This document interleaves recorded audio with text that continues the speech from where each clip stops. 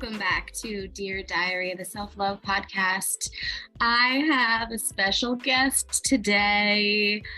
I'm so excited to introduce this beautiful human that I have been blessed to have in my life.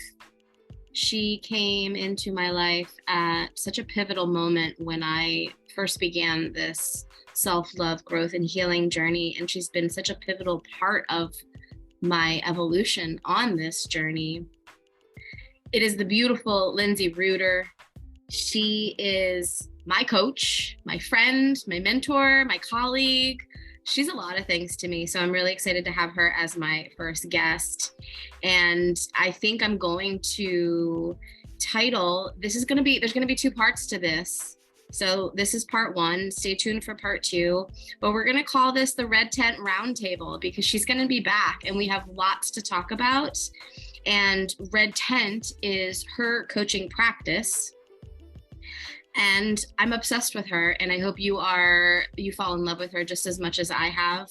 She has a lot to say. She has a lot of passion and wisdom behind her voice and all that she has to say. She's been a huge, huge part of my most recent journey and evolution, really teaching me to step into my power and look inward instead of outward, because life is crazy. And the more that we get hooked onto external sources and peoples and energies and situations and stories, the more we lose ourselves, the more we lose our power, the more we give away our power to these situations. And then it leaves us feeling depleted and powerless and fearful and doubtful. And some would even say, questioning our safety. So I'm really excited to have her on the show. And I'm going to link all of her things in the show notes. This is really cool. I'm so excited for you guys to listen to this. So here we go. I wanted to do your bio for you. And in that process, I was like, oh my gosh, I can't even do my own bio. How am I going to do someone else's bio like justice, right? And then I was just like thinking back on a relationship.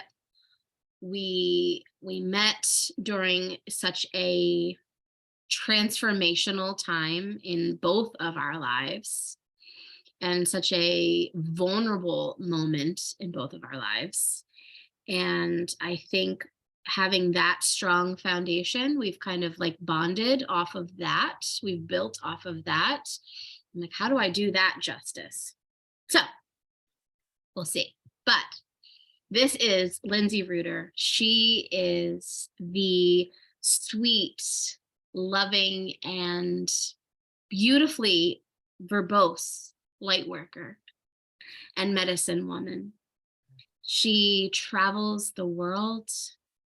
She dances with Mother Nature. She is the most beautiful example of self-liberation and sisterhood that I could think of. She's not afraid to ask the hard questions. She is a garden of wisdom and loving beauty. She's a certified coach of integrative health and nutrition and a transformation guide and facilitator of sacred women's circles. She is the embodied voice of wisdom, courage, and compassion. And to me, she is the symbol of inner peace and wisdom, and her beauty ripples outwards into the world and through the soil and the roots of this earth. She is the owner of the Red Tent Coaching, and I am so grateful and so honored to be chatting with her about all the things that we're going to talk about today. Thank you, Amanda. You're welcome. You're reminding me of that phrase I see so often that's prompting us to see ourselves through the eyes of someone who loves us. Because boy, do I love to hear myself described through your eyes. gives me so much to both aspire to and also to claim, to get comfortable with acknowledging. Yeah. Beautiful. Thank you. Thank you. Ah, I adore Mhm. you. Okay, so thank you for being my first ever, first ever person to interview on the podcast. I started this podcast and I was like, I'm just gonna solo riff and I'm just gonna like do my thing. And I don't care if it makes sense. And I don't care if I, contemplate my sentences correctly or there's background noise or anything like that. And then as it sort of evolved, I'm like, oh, all of these guests that I can have, all of these women I can invite, and all of these conversations. And you were the first one that came to mind.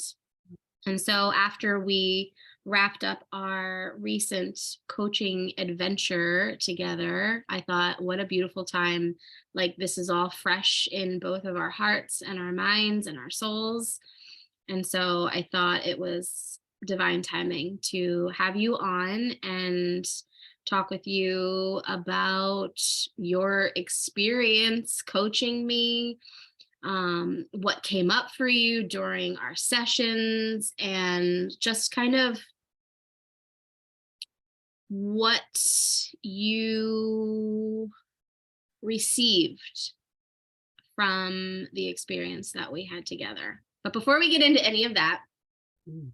I want to, and I'm so excited that I get to do this. Mhm. I want to be the podcast that anytime they have a guest, they always ask a question, like the same question, every guest. And Mhm. so that question for me here on the Dear Diary podcast is, what does self-love mean to you? Hmm. Self-love. Hmm. I'm trying to drop in feel to feel self-love so that I can answer that with some honesty. And I think that what self-love means to me is very aligned with a theme for a lot of my journey as an adult, which is this search for home. And I have a lot I could say about that search, but one of the things that has really been unfolding loudly the last couple of years is that home is not a place, and home is more of an experience, something that we can experience with our sensations, with our bodies. There's so many layers to it. And when I'm in self love, it's like I feel the ultimate expression of home because, as I said, like home it's an experience. And I think the one that I named was probably born in my childhood, I'm guessing, right? And in the safest, most held moments, it's like to feel held, to feel safe, and to feel unconditionally loved, appreciated, okay. Like unconditional being is what feels like love. And now I name as home. So often for me, a lack of self-love, which can show up in a lot of really hard ways, when I recognize that, it's like, what is the thing that keeps me from feeling okay as I am? Right? As opposed to a person experiencing self-love looks a certain way or is thriving in a certain way. And it's like, no, I think I can be my most loving towards self in my darkest shadows, in my hardest moments.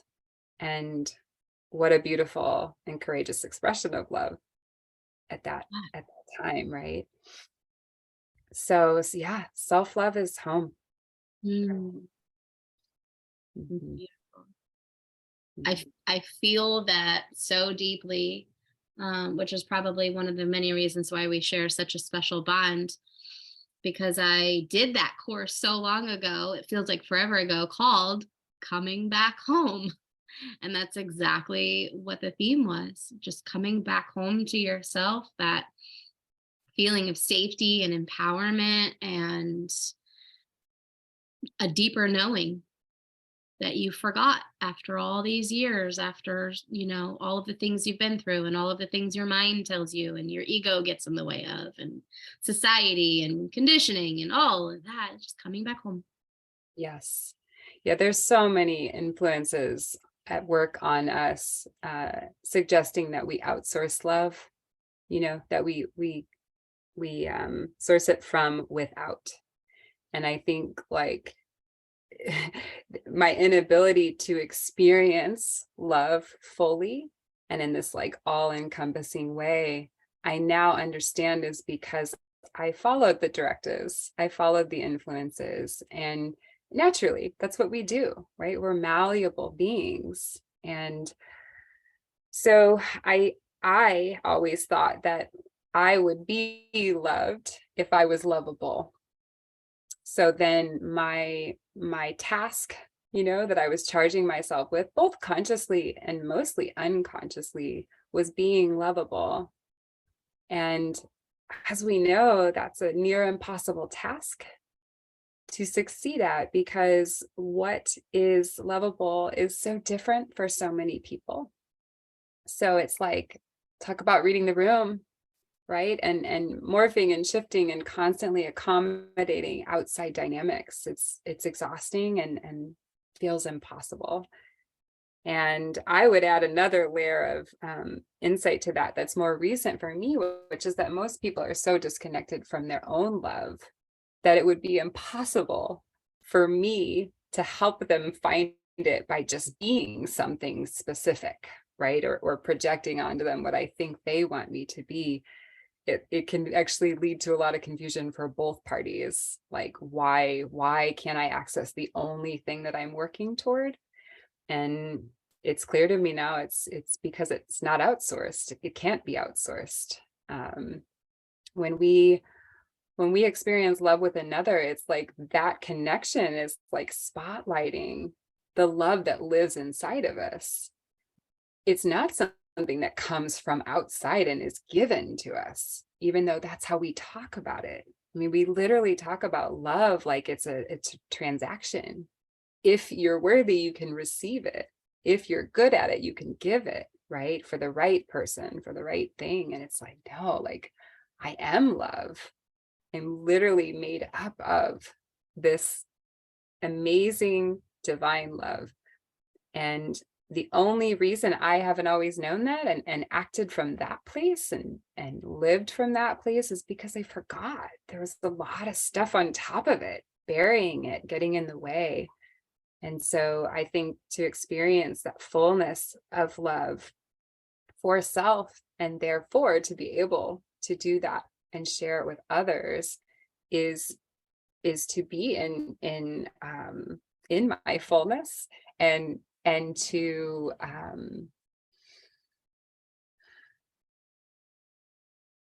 welcome what is there, whatever I find there, to love that Yes. in a way that I couldn't expect the outside world to do for me. It has to be me. I'm the best fit for the job.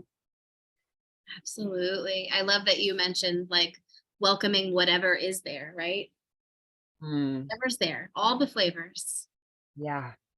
Yeah, part of that conditioning, it's like we create ideas and story about what would make us lovable, what would make us good people, good partners, good parents, and then I think we project the ideas, we project that cerebral concept into our lives day after day. We chase it, we work so hard for it, and it's actually like what love is, and what love is needed, like how it is needed, is a truth that's only really available in the moment, Yeah. right? So if we take this story, we take the idea from the past and we keep dragging it with us, it's just so much energy used in a way that it most of the time can't be fulfilling, because it's not informed by what is. It could be informed by what was, It could be informed by some illusion that we're carrying, some kind of filter that we are seeing the world through that we're stuck in, you know? Yeah. So we have to peel that back. And when we do that, like what is there is typically not the picture of love that's been painted for us. So it can be scary, it can be really hard, and it's like it doesn't feel like the entryway to love in the way that we've been told about love. So we run. We're like, well, this isn't it. This is hard. This is messy. This is makes people uncomfortable and they don't want to be around it. And it's like, yeah, and this is me in my fullness. These are all the parts of me that want to be loved. So maybe the world isn't ready yet, but I am. I can go there. I can be there in that discomfort, you know, and it's so worth it. It's so worth it every time, because then when I step back into the world from that place, I don't need you to love me. I welcome you to. The love exchange is more free because it doesn't come from lack. It doesn't come from attachment, right? It's something that it belongs to me. It's my gift to share and also to receive from others when they have that. Because there's an infinite well, right? I mean, we're all love beings, we're all light beings. So it's like that to be able to dedicate ourselves to access for us and therefore for others is like the most worthy endeavor, you know, that I could name. And it's one that most people aren't talking about, you know, aren't aware of, aren't comfortable talking about, aren't sure if it's like real, right? It's so different than what we know. Yeah. And Yeah. we so often think of it as being selfish too, which I Yeah. think is a huge thing. Yeah. Yeah. The way we ask ourselves and one another to self-deny it's very fascinating when you really start to examine it more closely, because it's like if I can't invest in myself to fall in love with all of me, then how available could I possibly be for others, and how can my capacity for love be its fullest, right, if I can't even do it for me? Yeah. And so it's like on the external, on the superficial level, it's like, well, love looks like this. We do for others, we care for others, we give, and that's what it looks like. Well, I mean, we've all heard you can't pour from an empty cup. We know this, right? And yet we try over and over because that's the story of love that we've been shown. And I can definitely say with confidence, with clarity, that when I have a more full love for myself and acceptance for myself, the way that I show up in the world, it's like those reaching arms, those tethers that are like, I need love, I want love, right? Like they're not there. And yet the feedback that I receive is that the love feels so much more accessible than when I'm trying to do it, than when I feel like I have to or I need to. And so I've gotten that affirmation enough times, it just feels very alive for me. We're past the point of theory now, and I know for me, like I come from a lot of lack, and I've had a long journey in this body. I mean, I say long, the majority of my journey in this body has been with a lack of confidence, a lot of insecurity. And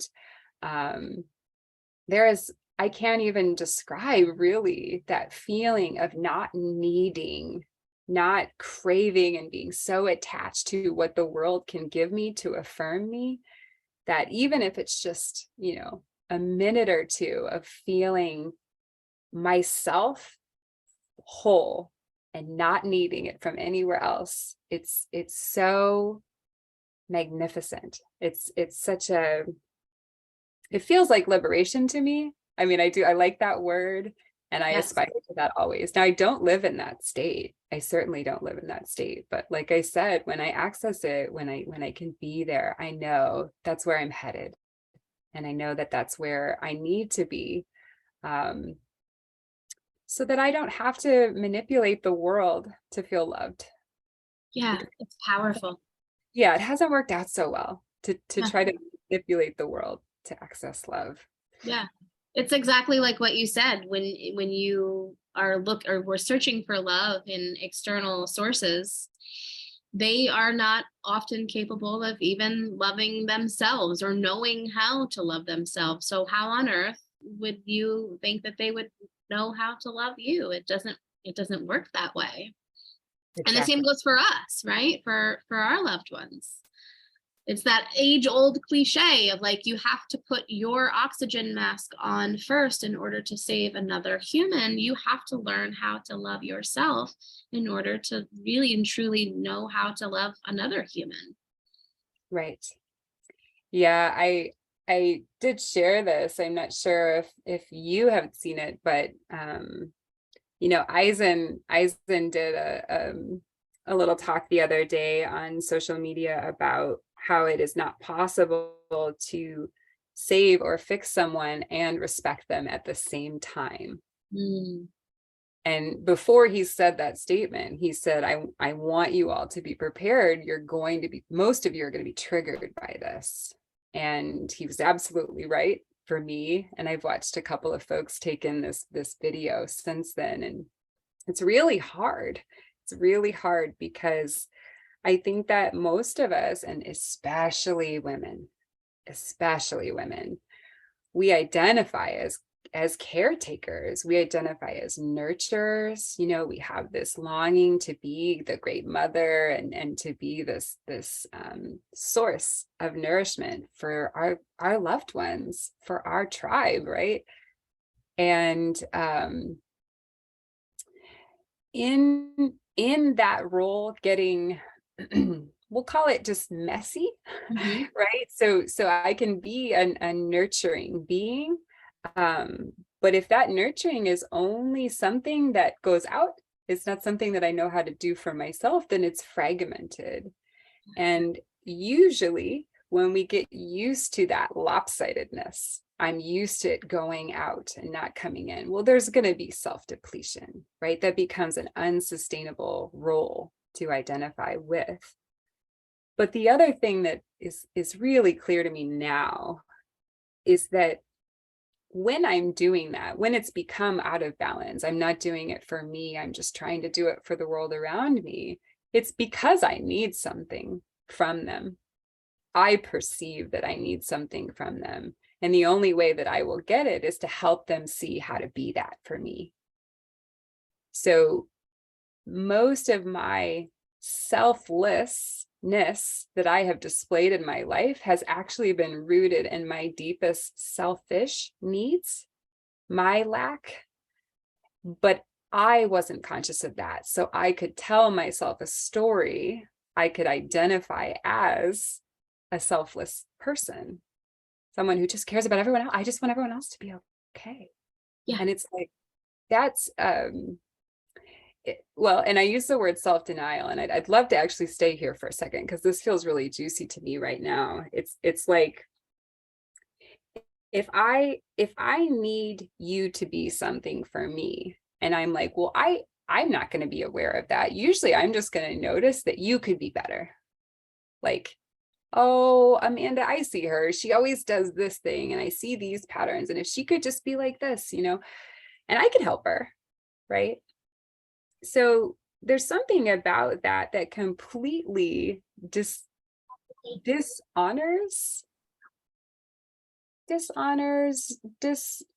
disempowers the people we want to help, because it's like we don't see their deepest desires. We don't try to extract the deepest aspects of them and bring them out to be in full fruition. We stay with what we think it can be, our limited perspective, right? And they are their greatest authority. They know their deepest truth. They know their deepest wounding.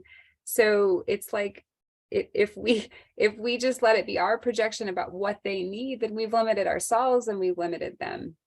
And Yeah. we've also bypassed the most effective way to make change, which is from within, right? So sometimes we are motivated to change for other people.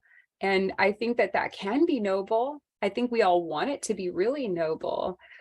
The thing is, it's like, if I can connect to my love for you, and that motivates how I move through our dynamics and how I move through the world, then that can be a pure expression of love.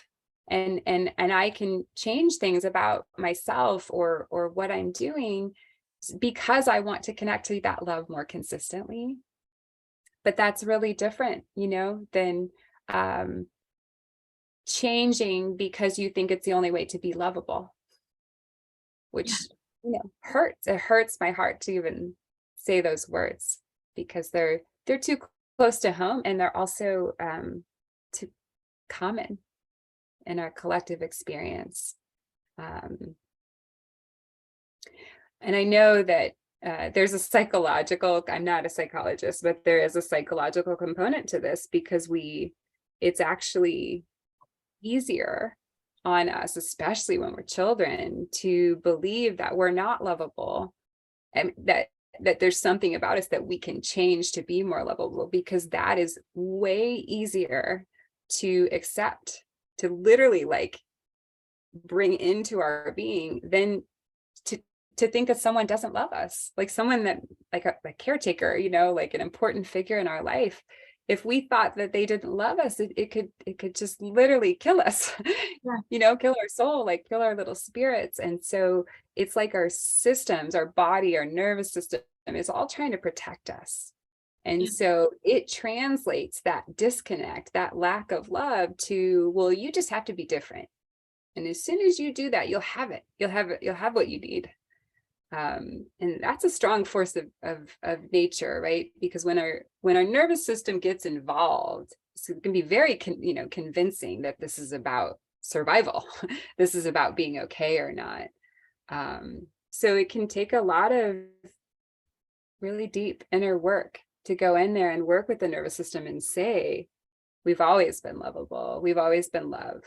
We have to remember now. And when we don't feel it, that doesn't threaten our okayness. It may just mean that the person, the dynamics around us, it's just not available. It's not there. So we self-source, and we have to be able to.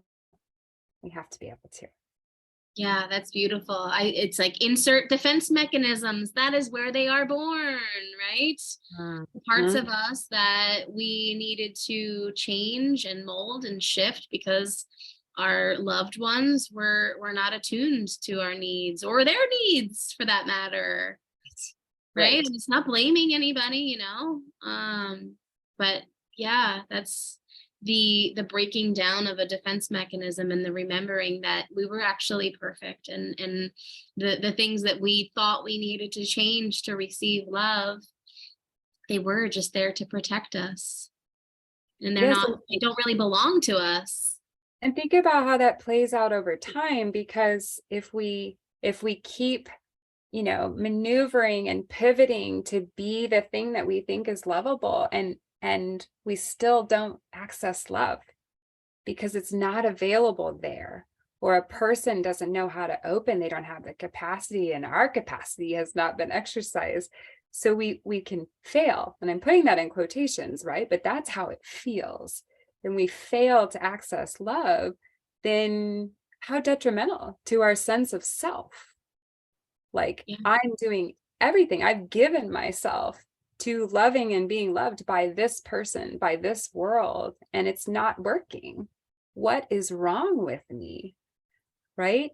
And so in that exact moment where we need to come back home, it's so easy to swing the other way and just feel inadequate, and just feel like reaching for more and more to make us lovable. Maybe if I was more beautiful, maybe if I was more successful, right? Maybe if I was funner to be around, and now we're contorting, we're trying to be something that we're not, and we lose any semblance of connection to our authentic self that was there, and it gets buried even deeper. So it is a self-perpetuating cycle, and it's a toughie. It's a tough one to break, you know? Yeah, absolutely. We lose our essence in that process. Uh-huh. Well, Yeah. I love that. And I love that, I wavered back and forth. I'm like, is that really a cliche question to ask? But you answered it beautifully, and it opened up some beautiful conversation of what it means to you to love yourself. But I think the collective can agree and really resonate with this answer, because we've all experienced it, and we're all just trying to come back home. Well, first I'm giggling because I'm like, wait, did you ask me a question? But yes, the self-love question. Yes. And actually, I think that's a beautiful one because I would love to hear anybody's response to that question. It really gives us an idea of where do we look to experience love. Yeah. We have a lot to learn about that right now because it has to change, right? Yeah. We've got I mean, we have so many crises on our hands collectively right now that I think it's safe to say that we're not thriving. We haven't got it all figured out. And there's absolutely an absence of love being expressed, being liberated for us all. So yeah, it's time. It's time to do it differently. And I would love to hear where people are starting from. So please keep asking that question. Good. I absolutely will. So my first official question for you, and it's a super loaded one, so you can chunk it down as much or as little as you want. But I'm curious to know. I guess let me hold on. Let me backstory this. So I came to Lindsey in a moment, in a season of my life where I was, what I felt was like deep rooted in lack of control, lack of self confidence, fight or flight. I don't know what to do. My relationship is crumbling. The safety and security of my being felt compromised. And I was like, hey, I need your help. Throw me a bone, throw me a lifeline, throw me a raft. I don't know what to do here. I am investing in my future and myself and my growth and healing. And I don't think I can handle it. And I don't feel safe where I'm at. And my environment feels like it's imploding on me. And I just need you to guide me through the woods so that I don't crash into a fucking tree. Mm. And I feel that that was a pretty big ask. That was a pretty tall order, like, hey, can you save me? Basically. And so, and you did a beautiful job. I will say that. But I'm curious to know, what was your experience like when I came to you with this request of, hey, my life is in the shitter and I need you to help me fix it? Mhm. Yeah. That's fun. That's a fun question because I can remember the layers of response that I had, and it wasn't clean and simple, right? So the first layer that I remember was I felt the magnitude of, well, like you're calling it your ask, right? It's like what you were presenting. I felt the magnitude of that. I knew it was big, which stands out to me. And I will also say that typically by the time someone comes to me and is ready to invest in themselves and invest in working with me, they usually are at the point where things do feel like they have that much magnitude. Like they do have that much power to them, and it's just time, like it has to be. So I won't say that's uncommon, but it doesn't change the fact that it really it has a flavor, it's a, so I think that when I felt the magnitude, there's this automatic, and this, I think this is part of my conditioning. There's this automatic feeling of, I can't screw this up. I don't want to dishonor her in any way. This is a pivotal moment for her. I want to offer her the best of me and the best of my coaching. And what that wish inside of me, that thing that I'm like, this is how we're gonna navigate this, is from this place. Like, where that then led me to was to, oh, I'm not going to fix, I'm not going to solve, I'm not going to be responsible. I don't have an agenda. There's not a direction or a trajectory that I know right now I'm going to send her on. And now I just have to get her there. None of that is happening. Instead, I'm going, wow, this is so important. And she's the one. She is the master of her life. And she's the one who is going to tell us how this is going to go. And I felt thrilled to be able to help pull that out of you, help show you that, with the understanding that I was going to learn as we went. You were going to be showing me too. I was just going to keep us on track. I was going to keep us in integrity and give us the accountability, right, that we both needed to navigate so much. Like you said, there's a lot of energies present, and some of them were very uncomfortable. You said lack of safety, like that is not to be brushed aside. Like that's a big experience to be having.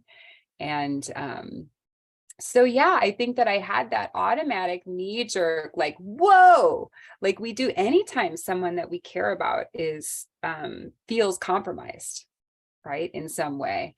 And as soon as I felt that, it was like a green flag for me, like, oh, well, she's coming, she's ready, and I can't wait to see where she's ready to go. So let's do this. And so we started, and you did, like, you led the journey. I just made sure there was a journey. Like, I just made sure, like, we weren't gonna say, never mind, this is too hard, and like set it aside. I changed my mind. Yeah, because that happens. Mm-hmm. I mean, you and I on a personal level share that all the time. And we were just talking about that earlier today, where it's like, when we are only accountable to self, like that requires vigilance. It requires like a longevity, a consistency and a level of awareness that most people would just opt for the one and done. It's just easier.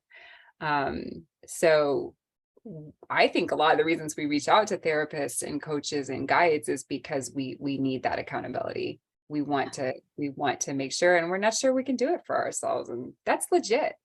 That's totally legit, because if we've not been given any of these tools or resources to date, and we've been here 30, 40, 50 years, like, it's okay that we want a little bit of support while we're filling our tool belt, right? While we're learning how to practice these things and make them practical in our lives.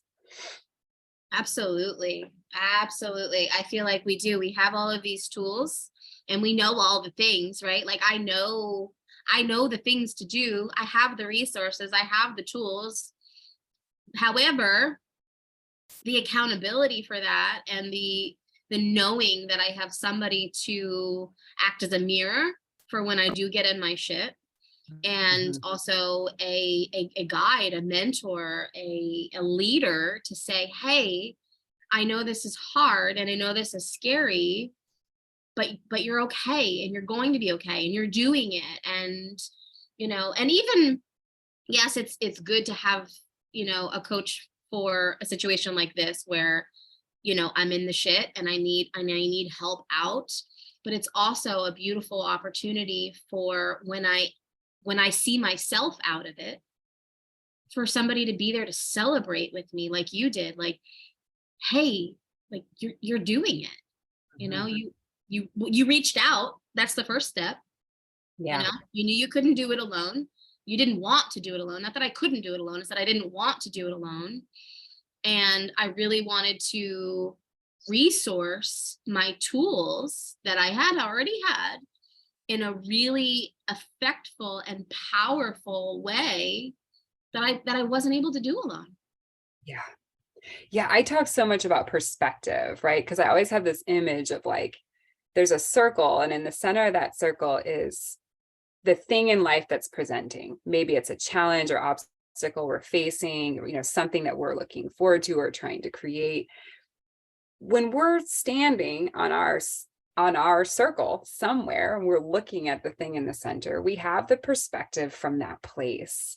And most of the time, what's missing when we're feeling stuck, when we feel like we can't make the change that we're aspiring to, is all that's needed is a shift in perspective. Because now we have new information. Now we have new resource to draw from to make this change.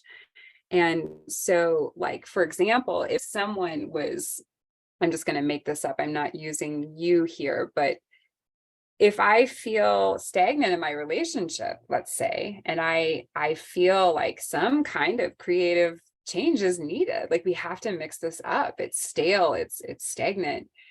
And I'm working with my coach and we're talking about creativity. Maybe I'm working with my creative centers in my body and I'm doing some breath work there or some movement to activate there. And somehow the relationship dynamic hasn't had a lot of profound change. If I'm working with my coach, they can highlight to me that, but you have started these creative endeavors over here in your life, in how you're parenting and how you do your business and how you create your physical space. So you are enlivening this creative energy and connecting to it. And now you'll be able to integrate that more into your relationship challenges or into this perceived stuckness. And so that perspective can be offered by a coach, right? And back, we're seeing it. Hey, you're not even aware that you are enlivening this over here. Because again, this goes back to what we were talking about earlier. We project so much from the mind that we're like, well, here's my problem. The solution would be this. Like, my relationship will feel better, right? Mm-hmm. But that's a temporary experience, right? Something feeling good or bad is always going to be temporary. What we want is more perspective, more resources to draw from, more empowerment. And so that is going to express, and it's not usually not going to express at all the way that we projected it would look like. And that doesn't, it doesn't take away from the success at all. I want to step back a second to your question, because I was just remembering, and like for our listeners, like Amanda and I, we're colleagues, we're friends, right? We have the coaching relationship. She mentioned all these, and as a, having a friendly perspective before we started working together, I had heard her say to me how everybody wants to just tell me what to do with this important dilemma in my life. Like you're either doing this or you're doing that, right? Which is it going to be? And it's like, however they're influencing you, however they're trying to come in and be supportive, it's like they're pushing you to one way or the other. And you told me that you were not interested in that being the question that's asked. And so when you asked me to work with you around this dynamic and we started, I knew that was true for you. And how that translated for me was, I cannot wait to remind her that of all of her fullness, of all of her divinity, of all of her magic and her power, separate from that dynamic. Because when she can own that, when she can reconnect to that, then the dynamics and the challenges begin to take care of themselves. I don't know if I like that phrase, but we begin to take care of them in a way that we couldn't have done before. And so that was the task that I felt was mine, was to remind you of that, because then I knew you would make the decisions that were aligned for you. And if I had started from a place of, well, I know what she needs to do, then I think we would have been really limited on our journey, because it would have always been about me trying to get to where I think I'm right. and that may or may not work for you, but either way, it's not probably the ultimate expression of your medicine, because that lives in you. Absolutely. I think that brings up a beautiful perspective or example of how powerful coaching is. I didn't come to you for advice. I didn't come for you to tell me one way or another, or give me your opinions, or direct me or guide me a certain way through the woods. I wanted you to help me not bump into the trees while I was walking through the woods on my own path. And I think that shows the power of coaching. It also shows the power of knowing what the fuck you need. And I knew that I didn't need that. And I knew that that was me setting my intention on this journey of like, I don't really know what I need. Let me rephrase that. I don't really know what I need, but I know that I don't need that. Mm-hmm. And that doesn't feel good. Mm-hmm. And I think that shows your power as a coach because we often, as coaches, you and I know, we have people that come to us and they're like, my husband does this, my boyfriend does this, my job is this, my relationship is this, my partner does this, my kids do that, like all external, right? This makes me feel like shit. This I don't want to participate in. This makes me lose my power. And it's all external. And our job as coaches is to bring them back home, right? What we talked about from the get-go, bring them back home. It has nothing to do with all of these external sources. Doesn't mean that it's not taking away from them, right? These situations may be hard and they do suck, but you got to come back home. And that's where the magic is. That's where the change happens. Yeah. It's interesting too, because if I'm starting from a place where, and I think we all probably do this a lot in our relationships. So, like, let's pay attention here. Like, if I am with a loved one and I see their patterns, I see their choices, and I'm like, what they're doing is wrong and this would be better for them, and I'm stuck in that, like, kind of circling back to what Eisen was saying the other day. It's like, literally, when I'm with them, I'm connecting to their lack. And let me make sure I'm clear about that. The lack lives in me, and I'm identifying it in them. Yeah. Right. But I'm not them. So I don't know if they feel lack or not. That's how I know that's mine. So I'm in my perception of lack. I see what they are not. I see what is missing, right? The void. That's my focal point. And I want to help from that place. What if I see that person as I'm smiling because I have all these images, but I see their potentiality. I see their divinity. I see that they are they are just as sacred and holy to me as I am, as that tree is, as the moon is, right? As the most magical experiences I've had in my life. Like, all of that potential exists everywhere all of the time.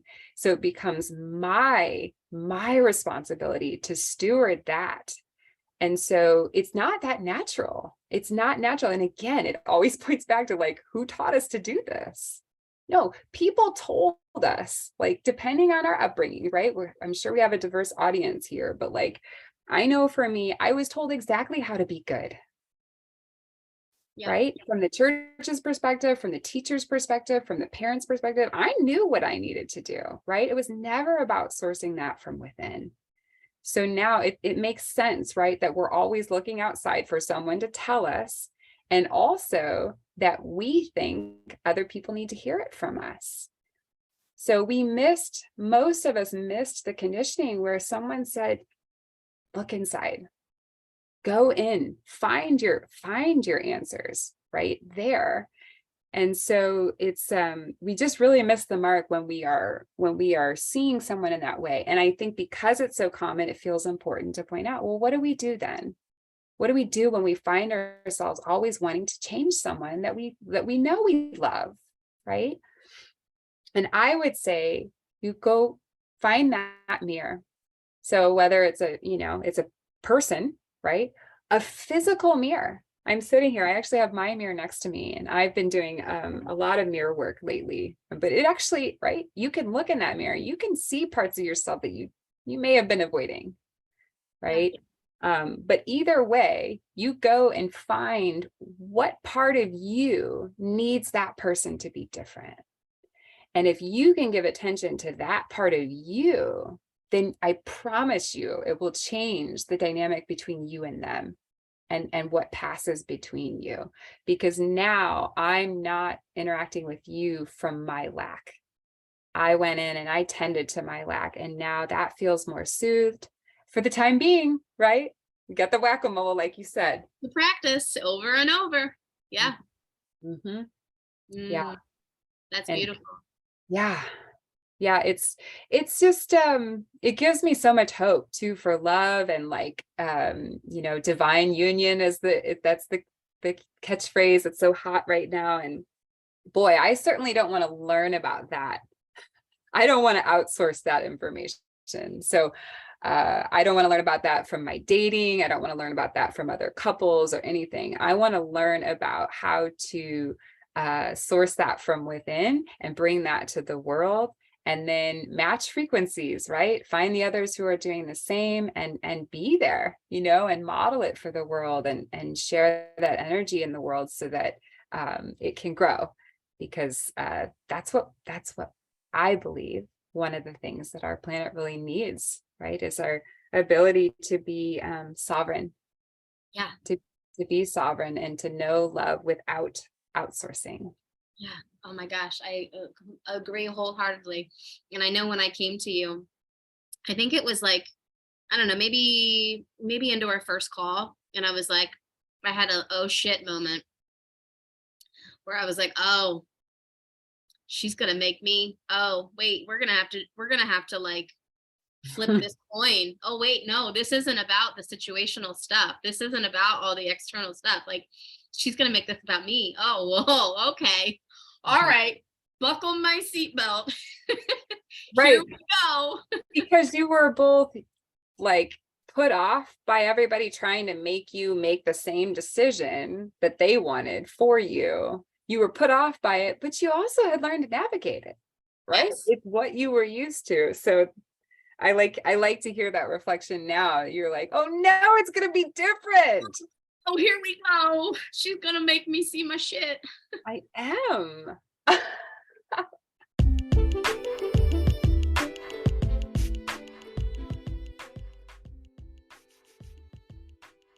And there you have it.